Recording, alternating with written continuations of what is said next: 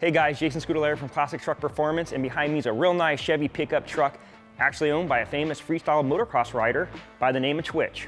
He's pretty good buddies with our editor, Rob Fortier. Well, it's gonna be a feature truck soon, but before that, he had a couple issues and he was talking to Rob and he's saying, hey, I don't think my truck stops all that well. He brought it down to our tech center where I took it out for a drive and, well, that's an understatement. It doesn't stop.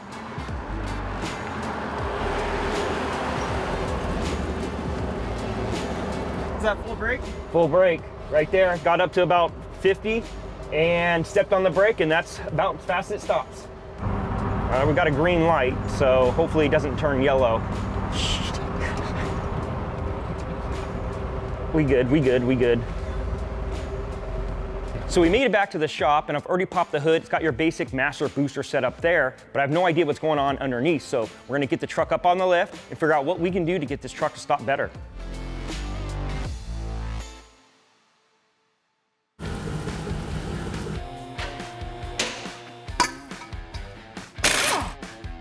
Oh God, that 20-inch wheel is pretty heavy. That would be working against us.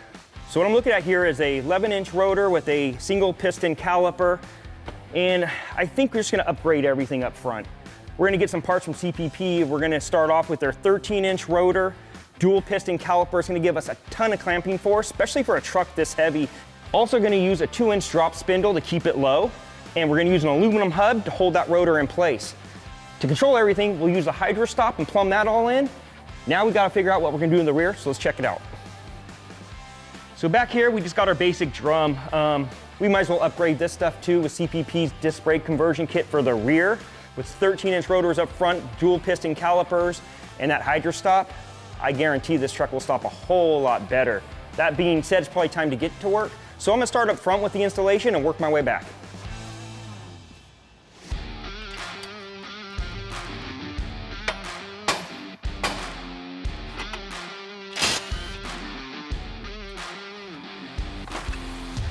Look at that thing though. Definitely seen better days. I think I broke the top one loose too, at the same time. Okay, we'll take this whole thing off at one.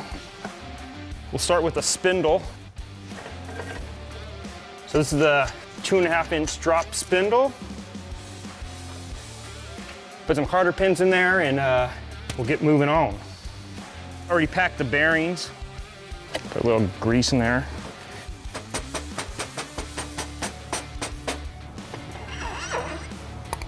There's that. One more bearing. All right. There's just a bunch of grease in there, so you want to make sure you get them seated in there. I just apply a little bit of pressure and then back it off a hair. That's that. Hub assembly is done. I got to change gloves because they're all greasy. Caliper bracket.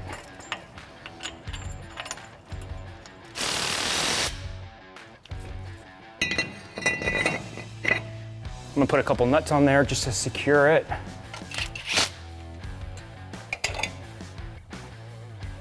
All right, so if you notice on these calipers, there's 2 bleeders and the hose is centered. That way they're either side, right or a left.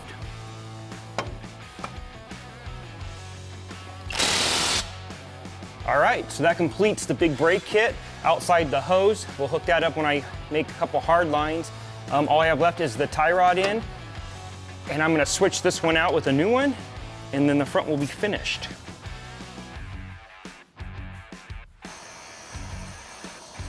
I'm gonna pull the booster off so we can mount the HydraStop, but I'm gonna get this all loose before I break these lines because I don't want it to leak brake fluid everywhere.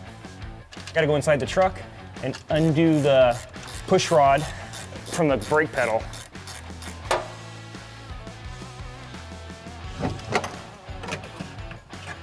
There we go. Set that right here for now.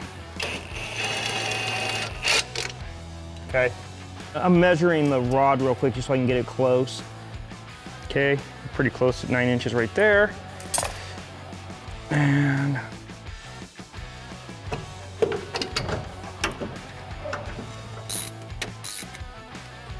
so we switched over from our vacuum booster to a hydraulic HydraStop, just better technology. This thing will throw you through a windshield if you let it. I mean, like it'll come off and it'll pick you up and throw you. What I'm doing is pulling the cover off because I got to get to the C-clips that hold the axles in, because I got to pull the axles to get the drums off. Well, that's a good sign. At least there's oil in it. It's had a leaky wheel cylinder for a while. So this holds the pin in that I'm going to pull out, and the snap ring holds all that together. Normally you got a bolt that comes through this way, you pull the bolt out, and then you got a long pin that comes out, probably, I don't know, 1 inch in diameter. This one's just got a short one. Let me get it down, hopefully it'll fall out. There it is. Pull that out. There it is. Be careful of the seal as you pull this out.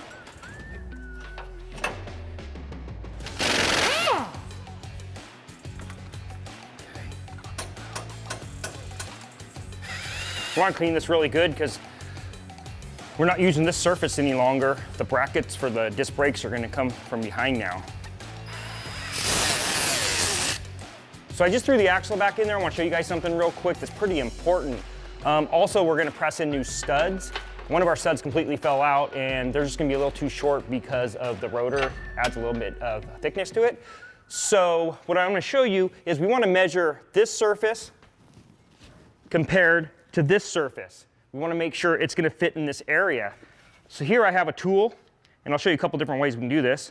This tool actually, you stick inside, you measure that distance, and then you want to measure the flange, and there it's at the top of the flange. So we actually have kind of a problem here. Our flange is quite a bit bigger than our rotor, and what that's going to do, it's not going to allow this to sit flat. It's going to sit somewhere in here. That will not be good. So we're going to have these machined. So I'm glad we measured that out. But another way you can measure it is you can take a tape measure, go across. We're at 7 inches there. You can put it inside your rotor. 6.5.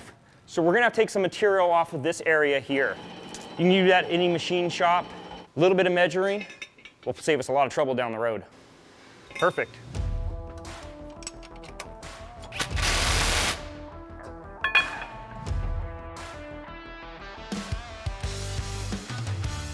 This holds that all into place like so.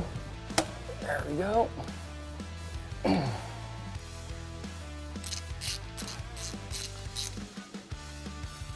get this rotor on there. Oh, that fits so nice. Just use these to hold it in place.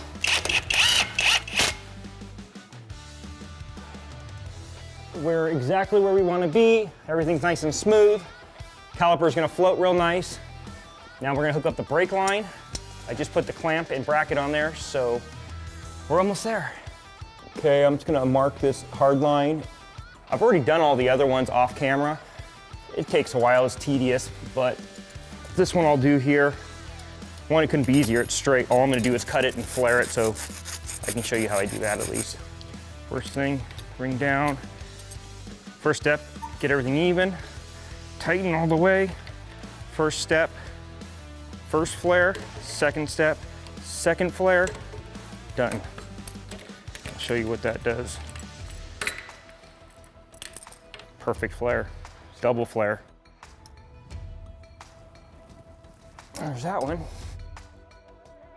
So what we're doing is the parking brake cables. The first thing I'm gonna do is put a little bit of air into this rear caliper to get the piston out. There you go.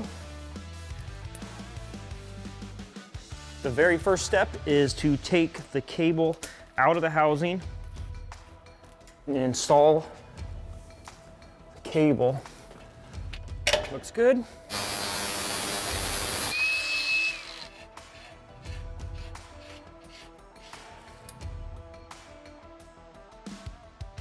that's that, and all we'll do is trim this and we'll be good to go.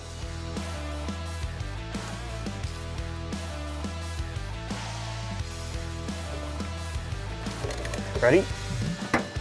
Okay. Bled out the master cylinder. Now we're gonna connect everything so we can bleed the brakes. Go ahead. Open.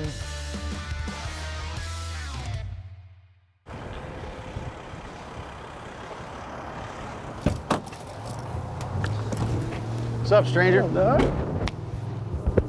What's going on? So you remember that conversation we had about 6 months ago? About me not being able to stop? Yeah. How bad was it? It was bad. Yeah? Like, you literally, I'd be pumping brakes. I would hit the brakes and it would yank me over a full lane. When I let off, it'd yank me back. And then sometimes when I come to a stoplight, I'd be to the floor and literally it'd just still be rolling. So I'd have to start pumping it. So basically you had no brakes? No. Okay. Well, I think we kind of came up with a solution for that. And let's hope so. Yeah, I think you got some brakes now. All right, so when you dropped the truck off, you told me, hey, it doesn't stop that well. And that was a total understatement. It didn't stop at all. It didn't work at all. No, it was sketchy. It was sketchy driving down here. I don't even know why you drove down here. On the 91, and I'm like, there's always stop and go traffic. Yeah, and then, geez, I've seen you at the cruise too. You drove there. I don't know what you're doing, but hey, when you're doing backflips, I guess brakes don't matter all that much. You don't need them. I was gonna Flintstone it. There you go. So what we did to get you to stop is we went with CPP's 13-inch rotor and dual piston caliper. It's a huge caliper, ton of clamping force, especially with a big truck. You're gonna really stop easy. And the rear 12-inch rotor, single piston caliper with a built-in e-brake. That way you're gonna get no brake knockback from, especially with a 12 or 10 bolt axle. Yep. You get a little bit of slop in there, especially the older they get. Yeah.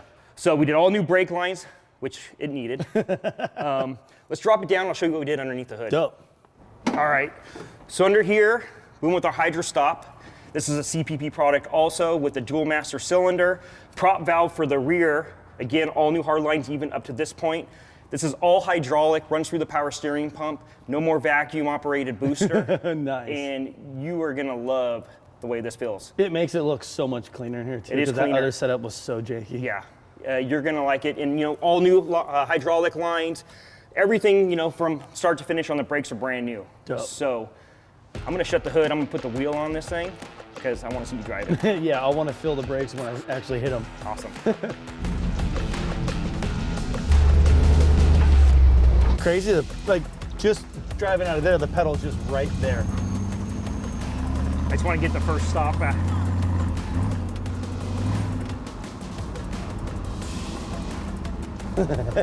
No way. Dude, that is insane. It feels like my normal car. Yeah, stoked.